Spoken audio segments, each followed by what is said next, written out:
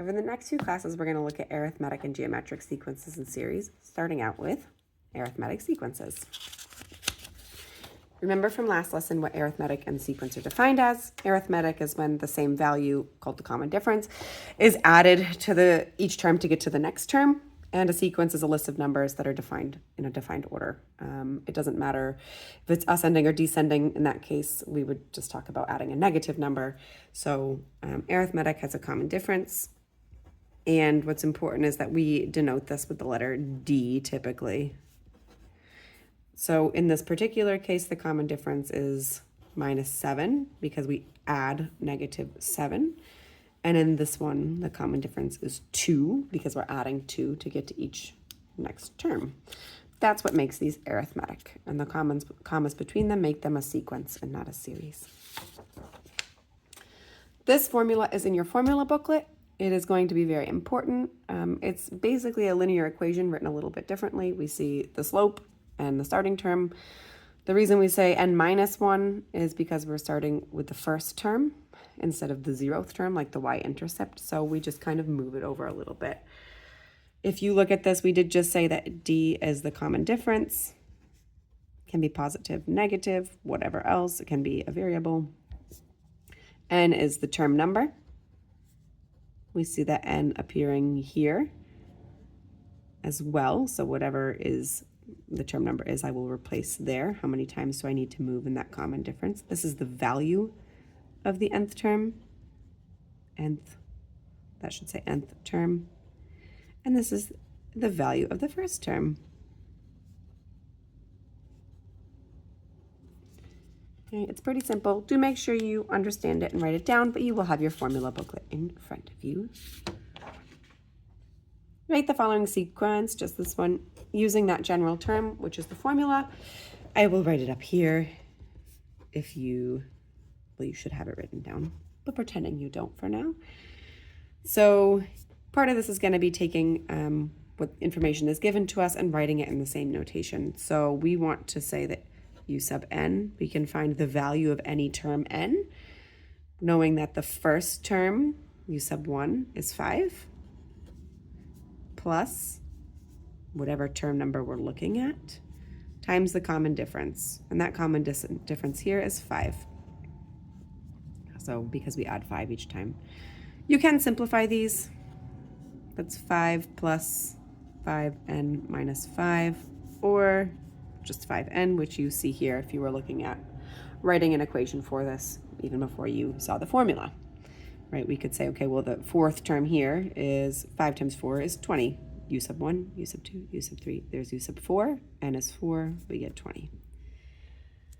Find the nth term, the value of the nth term for this sequence. Listed here, the first term is that whole thing. So we don't need it to just be a single number. It can have variables. It can have many other things. Plus, be careful on using parentheses if needed. n-1, because we're not looking at any specific term. We're looking at the nth term and the common difference.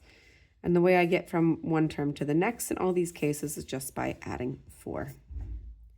Again, you could simplify it. A minus 3 plus 4n minus 4. Or you could also call it a plus 4n minus 7. And you could say, okay, the third term, what would be u sub 3? Would be a plus 12 minus 7, or a plus 5, u sub 3.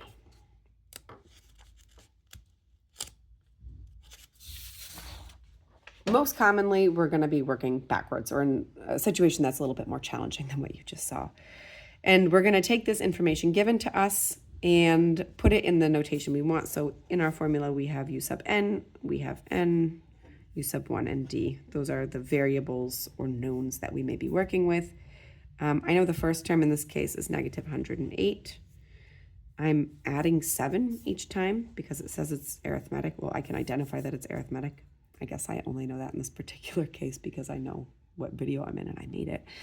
But it would identify that, or you would have to assume based on the information given to you. So far, there's a common difference. I don't know how many terms. Find the number of terms. That's exactly what I want to know. And I know that the value of that last term is 60. So this is what I'm going to do, is I'm going to take my formula, plug in what I know, leave what I don't, and then you get a relatively simple equation to solve. Still don't know how many terms that is. Don't just count back. D is 7. Be careful with your order of operations, of course. N minus 1, and be careful with your parentheses. The next thing I'll want to do is divide by 7. You could multiply it out and solve it that way. Fewer steps for me is nice. Divide by 7 to 24. And then, so that means that 25 is n. You're not done at this step. It's a common mistake. So there are 25 terms. This is the 25th term, 60. You'll see these very commonly as well. Given that 3a plus b, 4a plus 2b, and 6a minus b are 3 consecutive terms, means in a row of an arithmetic sequence, find the values of a and b. It's not asking to find the common difference. It's not asking to find the first term or the next or how many there are or anything. But what we do know is because they are arithmetic, there's always a common difference that's going to take me from one term to the next. So you could say, well, 3a plus b plus d is going to give me 4a plus 2b. And I also know 4a plus 2b plus d is going to give me 6a minus b. This is a system of linear equations. We have multiple variables, but I can quickly get rid of them and find what those values are. Okay, so, or possibilities here. So D, if I start solving this, I'm going to just move some stuff over. I'll move over, in this case, minus 3a minus b from both sides. That will give me D equals, I guess I see him. I didn't quite give you enough information in this particular case, but we could find a whole set of things that works, and you'll see.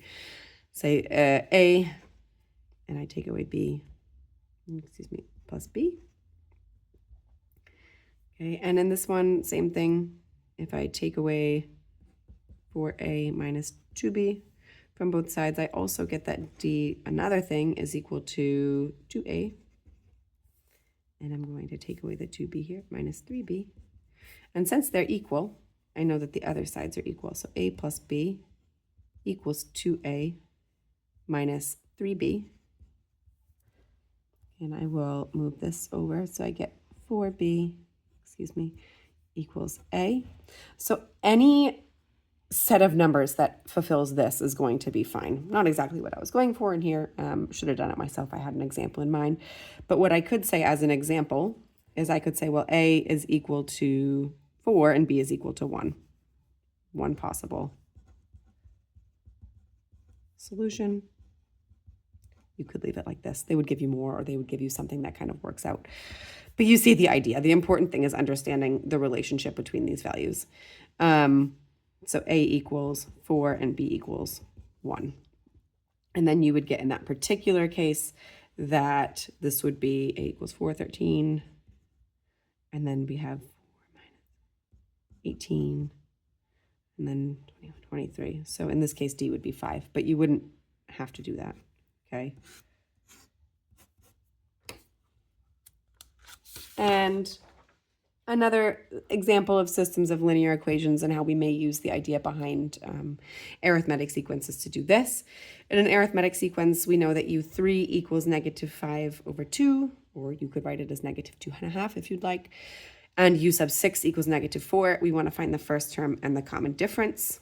So I think I will write it like this. I prefer decimals over fractions. I want to know the first term. I want to know the common difference.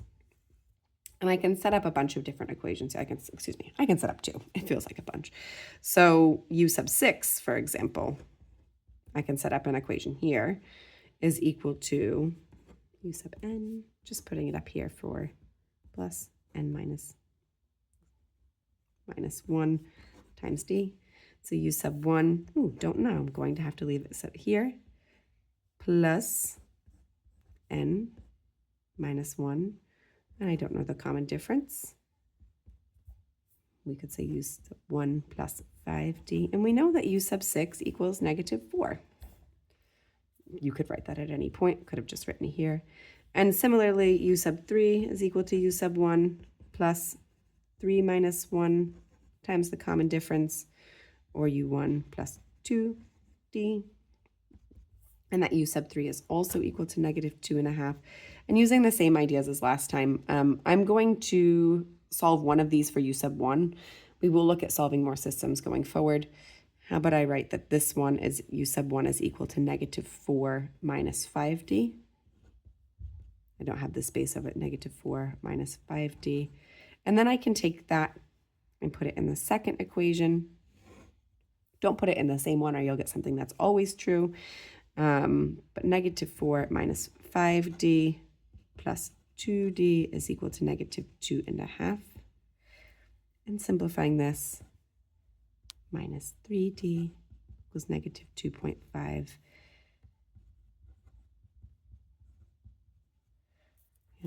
So if I divide that, should have gotten something, 5.5. There we go. Oh, no, that was right. Sorry. Making sure everything is on here. There's my issue. Adding 4 to both sides. Nope. Excuse me. Now I've worked myself into a huge problem here. This was going to be negative 4. Excuse me. I was looking at the wrong thing there. Negative 4 minus 3d. That was just simplifying. I've added negative 4 to both sides. There we go. Negative 2.5 plus 4. That's where I wanted to change it. I want to add 4. I wasn't just simplifying here. And when I add 4 to this, I get 1.5. I apologize for the little bit of the mess. So that d is equal to negative 0.5. And because d is equal to, there we go, negative 0.5, I also have an equation to find u sub 1 given d. I'll write it right here. U sub 1 is equal to negative 4 minus 5. Doesn't matter where you put it in, as long as you're not putting it into this right here, because that's what we use to find it. Okay, 5 times negative 1/2 is going to be negative 2.5, and negative 4 minus negative 2.5. As long as you're not overcounting the negatives, that's fine. U sub 1 is going to be negative 1.5. So we now have the first term, we have the common difference, just using a system of equations there.